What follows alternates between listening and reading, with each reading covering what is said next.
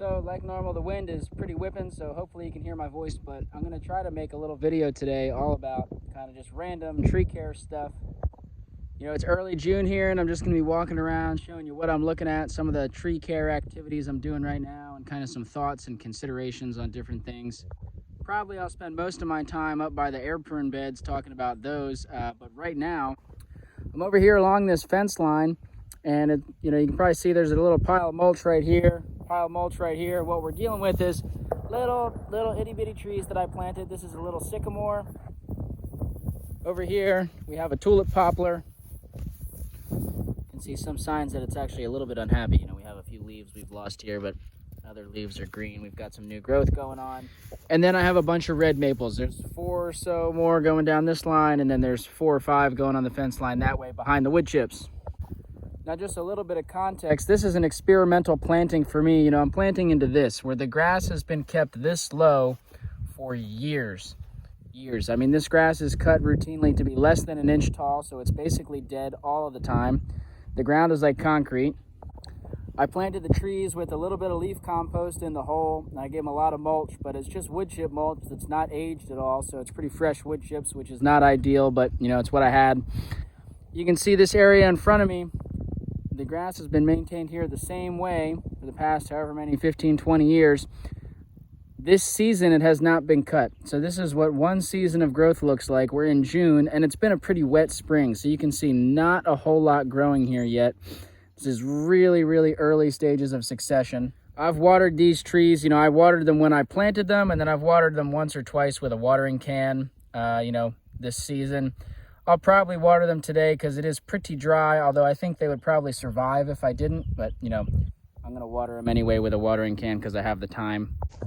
I think there's a good chance that some of those trees survive. Obviously, time will tell. It's possible all of them survive, but they're in pretty rough conditions. And it's an experiment for me to see in that soil, you know, with not the best mulch and not using a ton of compost. And, you know, I didn't dig giant holes. You know, I just kind of pretty quick and dirty over there.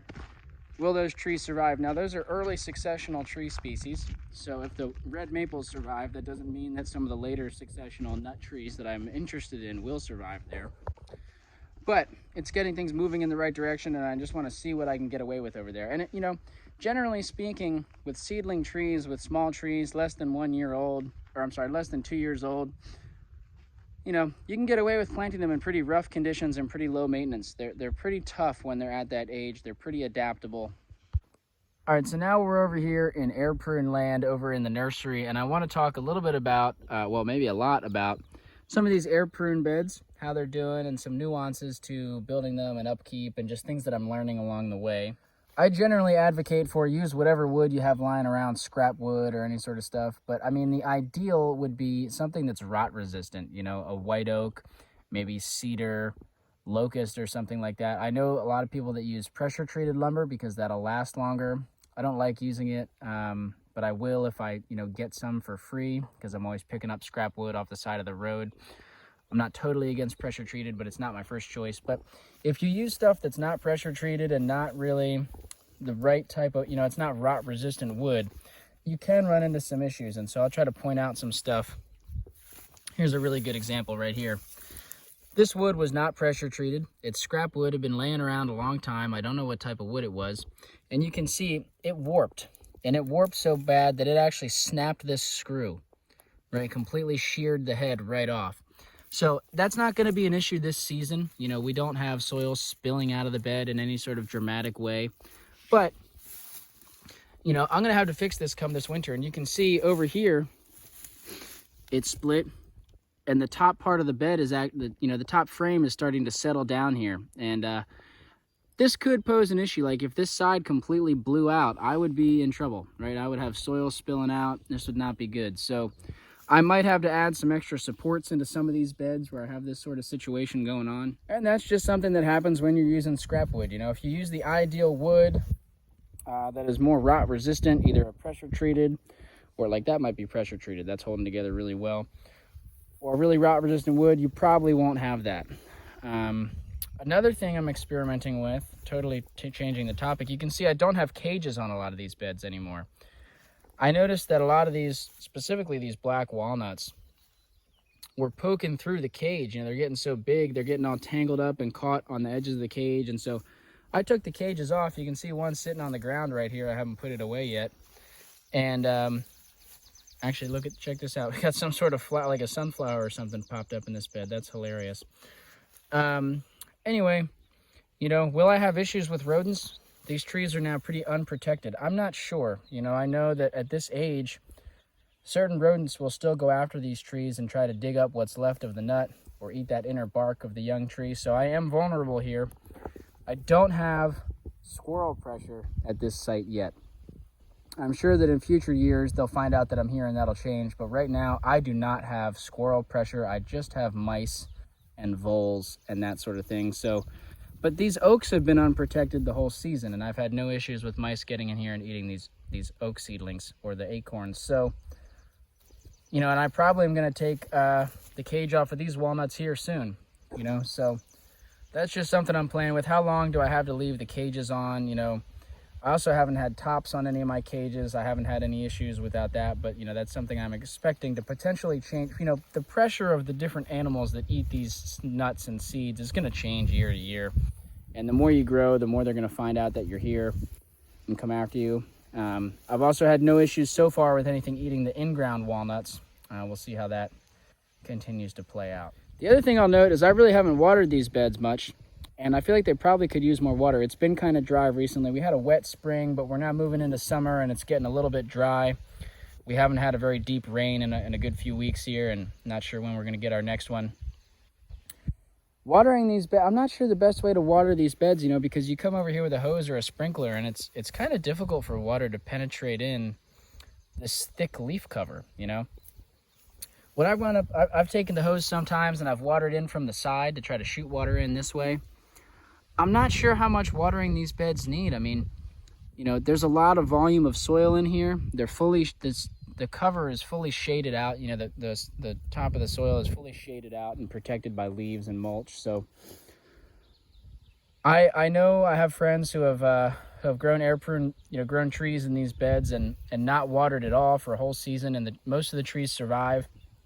What they've said is they've had, you know, definitely a lower survival rate and shorter trees, generally speaking, compared to when they did water the beds. But something I'm playing around with too, I want to water these as little as possible, but I also want these trees to be as healthy as possible. So I am willing to water in some situations. And while we're talking about water, let's switch to these milk crates here.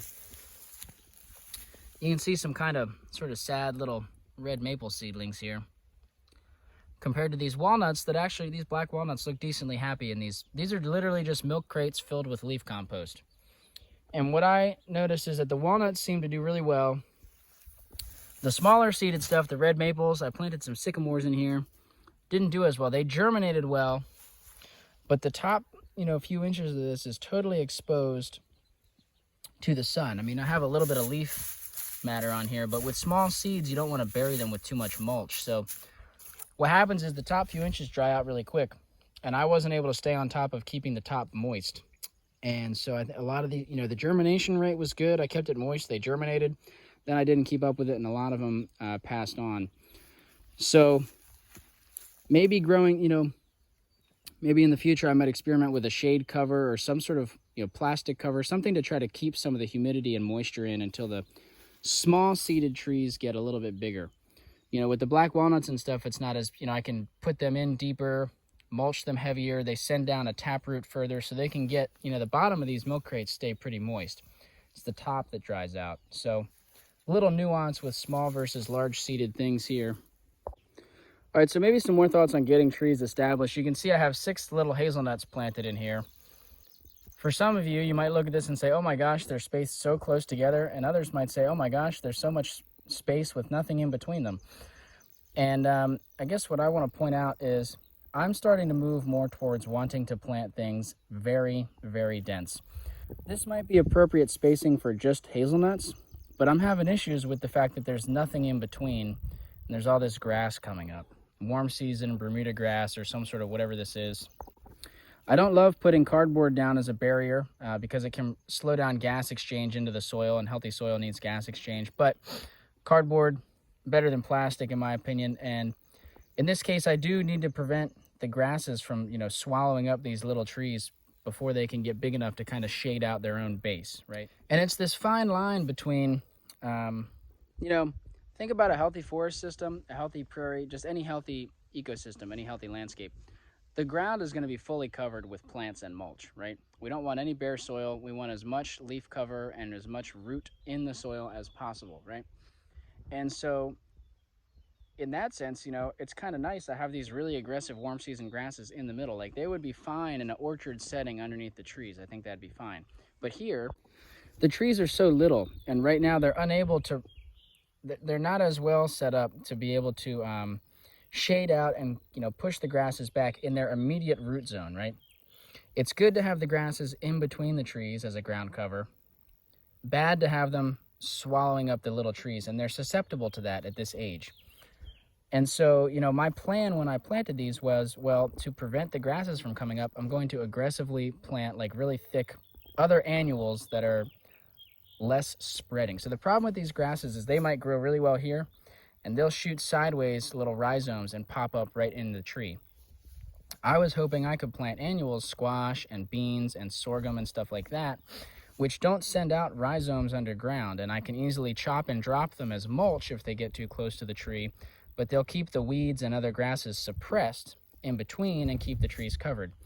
Now, I didn't plant seeds at exactly the right time, and I didn't really improve the soil, and so you can see, some seeds germinated, but they are just not doing good. Like, this is a squash, these are some sorghum, some cowpeas. I don't know what's gonna happen to these. Most likely, most of them are going to just pass on as the summer gets hotter, as the grass gets taller. Some of them might toughen up and live, but I won't get the ground cover that I wanted. And as a result, I'm now having to do a lot more management to keep this grass at bay. And again, like the trees I showed at the beginning of the video, we are planting here in really early successional stuff. I'm transitioning from lawn and weeds into forest and shrubs.